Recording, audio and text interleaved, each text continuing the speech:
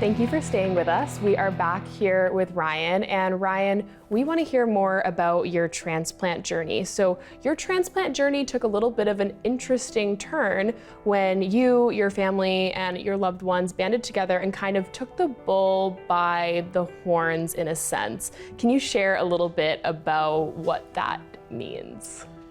Yeah, so I'll back up just a little bit. We were looking for a kidney donor within our own family for the last 6 or 7 months or so.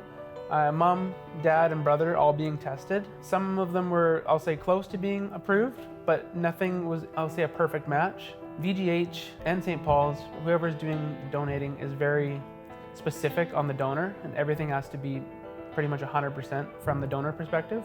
So knowing that that necessarily immediate family didn't work out, we started a Facebook page early into dialysis, which at the beginning it was a bit hard to get on board with because I'm not one to put my story like out into the world, and we've always been a family that just, we're gonna figure it out on our own, don't want to have to burden everybody else. I think it's nice too that you're touching upon how you were hesitant to do that, because I've heard from other kidney patients that they're hesitant to put their story out there and feel like they're making this ask to the community, but it is actually a really good way to find a donor. Yeah, I think honestly now, with the way the technology is and the way the world's going, one of the only ways, in my opinion, is to put yourself out there, whether that's Facebook or anything public, news articles, paper, whatever you can do to get yourself, out into the world.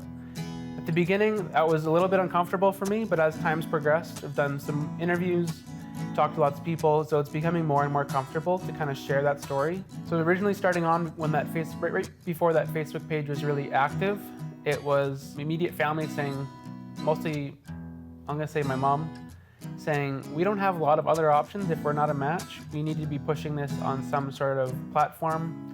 And that's when she originally made her first Facebook post about me needing a transplant and a kidney from somebody, which is obviously not an easy ask.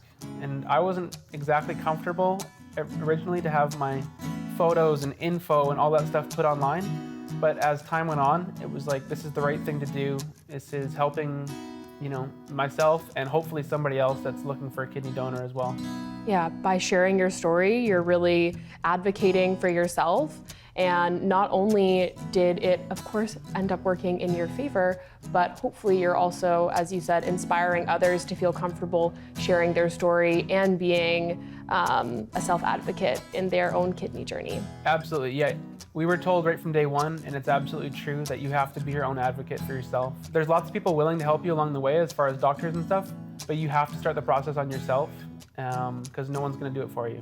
So you had family members that were testing to be living donors for you. And as you said, they weren't the perfect match. I know for them it was heartbreaking because obviously they want to help me as much as possible. But I was under the impression that one way or another, we were going to find a donor, whether it took, a year, 6 months, or 5 years, that at some point it was going to happen.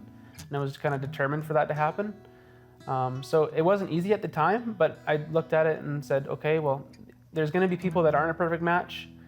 That's okay. Just got to keep moving forward. That's really inspiring, Ryan.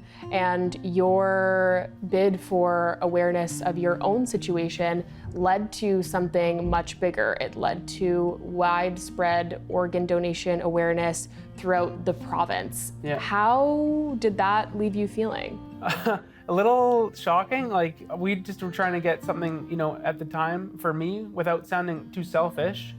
But although we started to grow that Facebook page I talked about, really started to kind of take, into effect. People were sharing it like crazy. It was getting quite a bit of reach. In the process of trying to find that donor, we were doing interviews with our local news team.